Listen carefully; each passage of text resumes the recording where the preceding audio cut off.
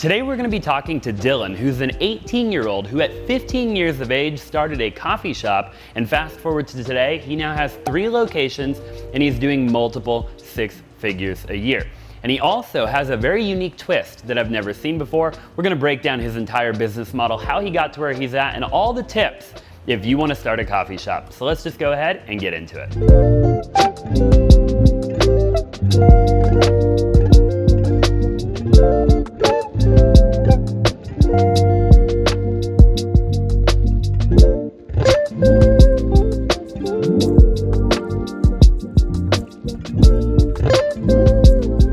All right, Dylan, so talk to me a little bit about where the idea of Stemistry came from. Yeah, so Stemistry started originally as just an online flower shop. I was running it in middle school, so I was at home. It was right when COVID kind of hit, so I was really wanting to start some sort of business. I didn't know what to do. Everybody was doing drop shipping, so I was trying to find a unique product, and flowers happened to have been it. So for 2 years, I grew this online business reselling fresh flowers. And it was a lot of fun, but it was going to be a little bit too much to handle. So I wanted to open up a brick and mortar store, and I needed something unique to kind of mix into it to help us stand out, and coffee was it. Yeah, so coffee combined with, tell me a little bit about what you guys actually do, because I know we have a bunch of flowers over here, right? Yeah. For people who don't know, what in the world, right? Like you never really see that in a coffee shop. I've never seen it in my life. Yeah. Are you the first guy to ever come up with this type of concept? Unfortunately, no. So Okay. I came up with it, but other people had thought of it as Okay. well. But we're definitely unique, which helps us a lot. So Stemistry is what I call a flower bar and a coffee lab. So all of our coffee drinks are, for the most part, kind of one of a kind. We mix in flowers with a lot of our drinks to kind of help combine the two into one. And then our flowers, everything's for sale a la carte. So me personally, I never had a big interest in flowers. I just kind of fell into it with that online store. But after I got hands-on with them, I actually kind of grew a liking towards them. So I wanted to encourage other people to kind of be able to get hands-on, and that's where I created the Build Your Own Bouquet Bar, so people can come in, and instead of just finding a pre-made arrangement that you leave with, if you're giving a gift to somebody, you can actually build it yourself, make it a lot more special. When it comes to the actual, coffee machines and coffee makers and beans and all the different stuff, like where did you learn what type of equipment you needed on a commercial level to be able to do that? Yeah, there's a lot that goes into it for sure. So for our equipment, when I first opened my store in Scottsdale, my original location, I thought to myself, I can do everything on my own, not a big deal. I got all the equipment, I had a health inspector come in, and it was horrible. Everything was wrong, nothing was up to code, most of it wasn't even commercial grade. So I reached out to a local restaurant consultant, and I have used him with every single store. I call him at least once a month with consistent questions. So it really took getting an expert on the team to come in and say, this is what you need, this is where it goes, this is how to install it. And I couldn't recommend that more for anybody. If they are starting a coffee shop or whatever business, bring on somebody who's done it 1,000 times. They know exactly what they're doing, because it'll save you so much money in the long run. All right, I have to ask, what has been your best month so far? Yeah, so our best month with just in-person coffee shop sales has been about 20,000. And that's during the peak of tourism season. We're in January, February, we have to open during the Super Bowl with so many tourists in town. Everybody was stopping by. That was a great month. Yeah, is it seasonal? It is seasonal. Okay. Yeah. For example, during the summers, we'll bring in 5,000 a month.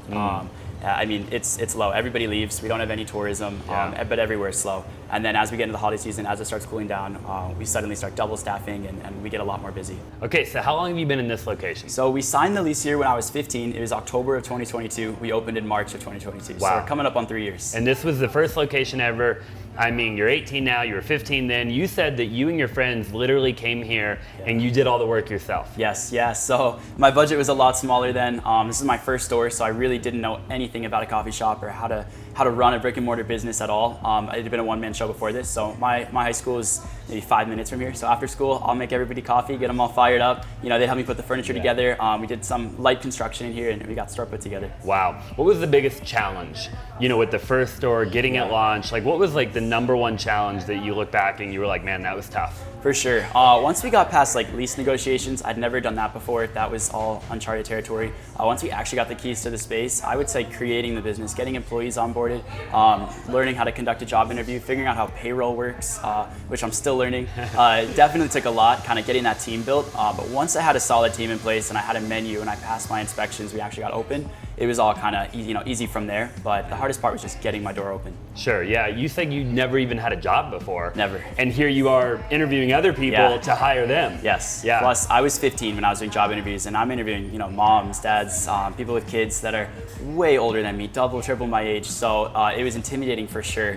And a lot of people, just completely did not take it seriously. I would text back, maybe 90%, and they would just completely ghost me or walk out of the interview, which I completely understand. I'm a kid in a broken down nail salon at the time, hiring for a coffee shop. So it made sense, but I kind of built up that confidence and I learned what to look for in interviews over the years. It got easier. Can you walk me through maybe like the cost of building a shop like this? And then was the cost similar in all 3 shops, or were they different because you were learning as you went? And like, how did that all go? Yeah, so cost varies vastly between each store. My first one, my budget wasn't quite as big, so I came in, it was a nail salon, pretty much took down the sinks. I put up one wall myself. I had friends come in after school to help me build, which hopefully the fire marshal doesn't hear. And we were able to get that one done for not a lot at all. Okay. My second one was already a coffee shop, and it's in a historic building, so there's not too much we could do to alter the building since everything has to be preserved. So this one was the first time I came into an empty box, no outlets, no AC, nothing. I had to build everything from scratch, and it was a lot. So that took a lot of, trial and error, I should say.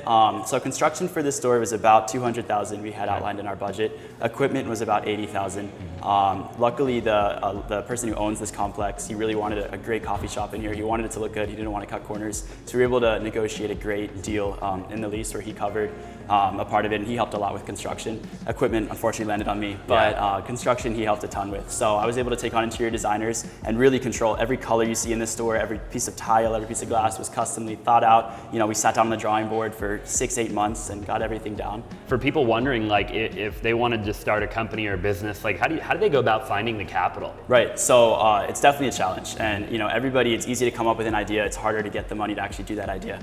So I started online as that online flower shop, and I always knew I wanted to transition it into a brick and mortar, but it just took patience. Over the years that I ran the online business, we made over $300,000 in revenue, and I did not spend a penny. I got a really nice pair of Air Forces the first month, and that was it. So when I was finally ready to transition to the next phase, I showed my parents my bank statement for the first time and said, like, listen, I don't need any capital, and even if the business is a huge failure, at least I'll still have these online sales, and they could pay our rent, they could pay the employees while I'm in school. So in my mind, it's kind of foolproof, but it was definitely still a risk. So that was how I funded our first store. Wow. I didn't have to take out a loan. When I opened my second store, I needed to take out a loan. So we used Square for our payment processing. And right around the time I opened that second store, they released like Square loans, where they would just take a percentage of your daily sales to repay themselves. And they would estimate a realistic kind of loan amount that you could pay back in a fair amount of time.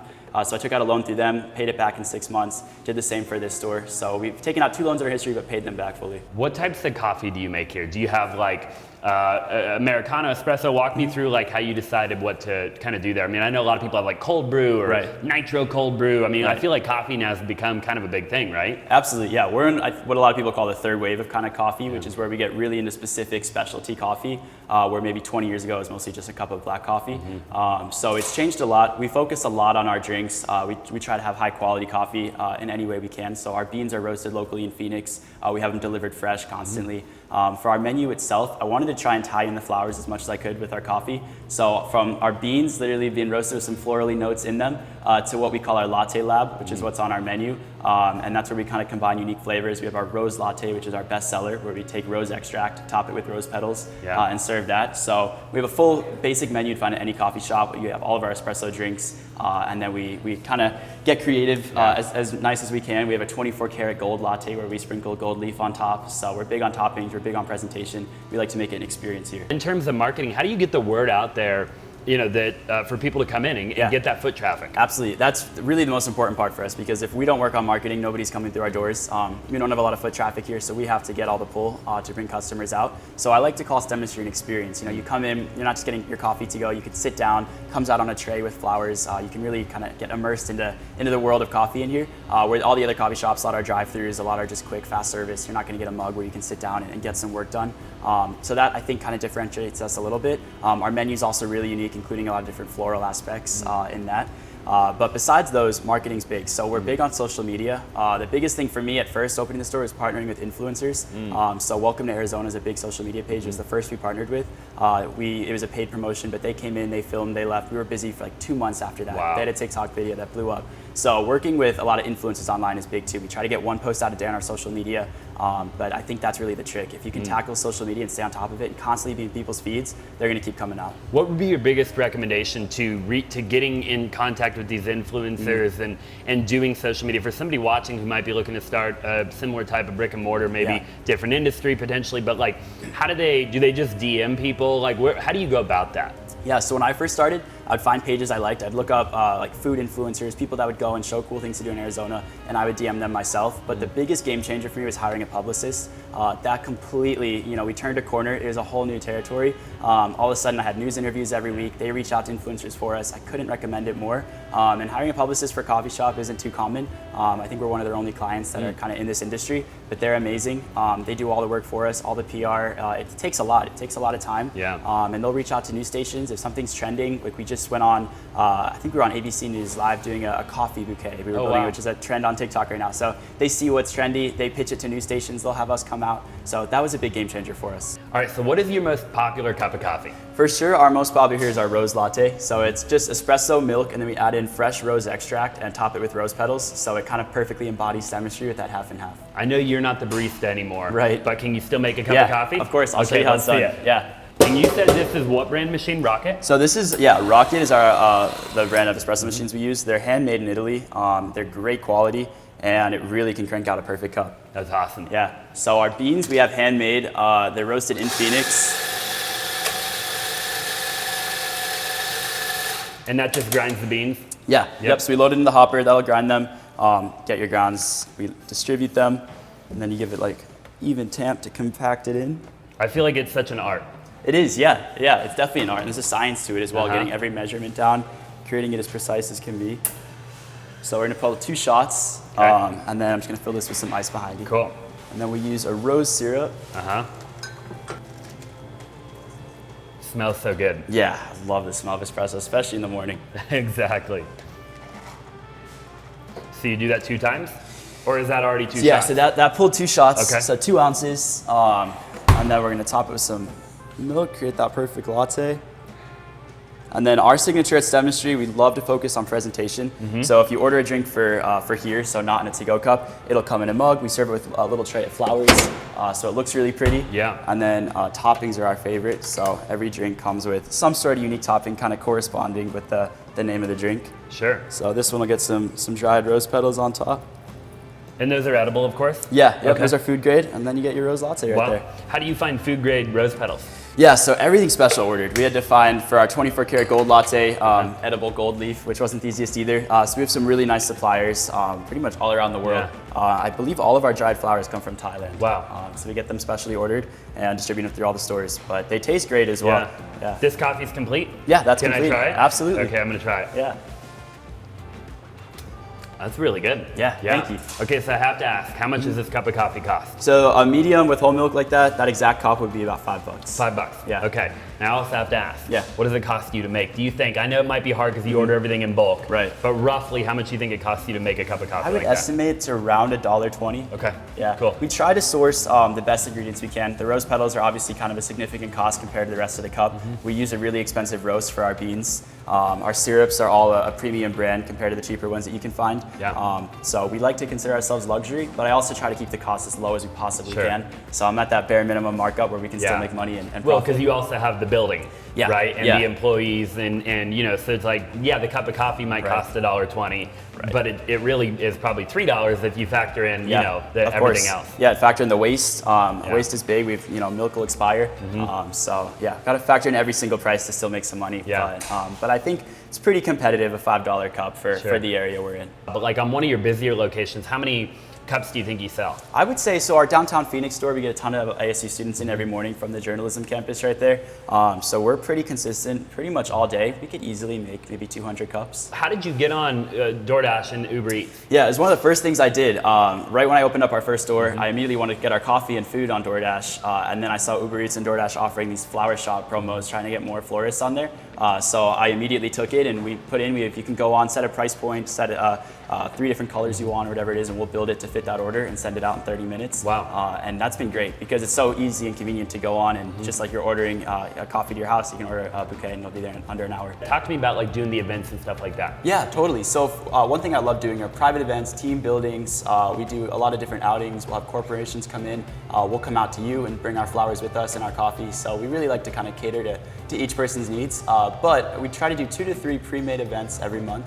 So people can go on our website or our socials, see what events we have coming up, buy tickets. Tonight we're doing a class on how to build a bouquet inside of a live pumpkin, which is pretty cool. So this one has 20 people coming. We have our florist come in. He's an expert with flowers. He actually gets called out to the White House yearly to kind of cater for different ambassador dinners or whatever it might be. So he's a really cool guy. And he'll be leading that class tonight. So people can come in. They get to take the pumpkin home with them. They also get free coffee included in admission. So it's a really nice event for somebody looking for a good activity. I mean, there's not a lot of 18-year-olds on planet Earth that have 3 brick and mortar locations of any type of company, right? Yeah. So talk to me, like, where did the drive and ambition come from, being so young, taking the risk to have the real estate and the rent and the employees and building all this out? I mean, what sparked all of this? Yeah, absolutely. I mean, you know yourself, when you're an entrepreneur, you're always kind of thinking of new things. You're always wanting to hit the ground and start something. So when I first got the idea of opening a brick and mortar and combining the two and starting Stemistry, I was locked in on it. I knew it had to happen.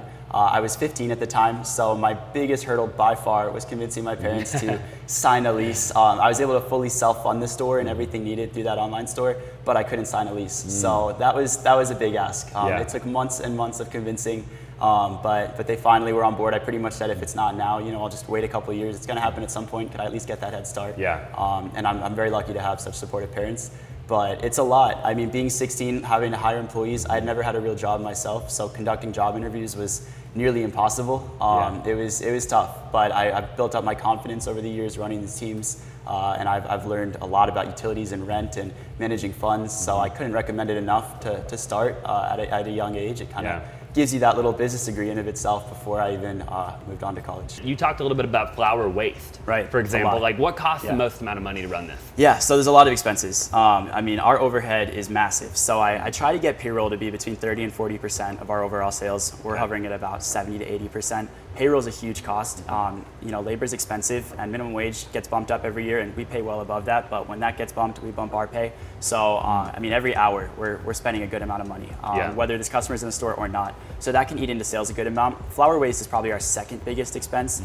We get a big flower delivery in 5 days; those are all dead if they're not sold, and there's nothing we can do about it. So we try to stay as busy as we can, keeping those flowers moving. But we really have to dial in our orders. 1 week we'll be packed, so we'll order heavy the next week, and then we're empty. So it's hard to predict. It's always changing. But as long as we can price everything right and keep our orders kind of under control, it's manageable. What type of profit margin are you working towards? I mean, what's like the end goal of what you think the coffee shops could do in terms of a rough idea? You know, like, are we talking 10%, 20%? What type of profit margin do you think you could get to? Yeah, if we could get to a 40% profit margin, I'd be very happy. Right now, we're probably operating about 15%. So I'm always trying to expand that margin. Our flowers, we have a 1.5 time markup on them. So I try to keep everything affordable. Our coffee, it's as low as I can get it while we're still making some money. I like to focus on us being a more luxury experience. You come in and everything in here is high quality, which comes with a higher price naturally. So it's hard to get those margins where I like them at, but I found it with each store I open to get a little bit easier. Our routines and systems, now I can just duplicate it in another store. Our orders, if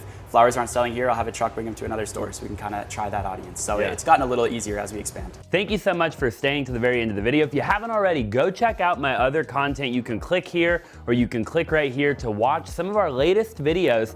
Definitely subscribe if you haven't already. I greatly appreciate it. It means the world to me. And go check out Dylan. All of his information will be down in the description below. Thanks again. We'll see you in the next one.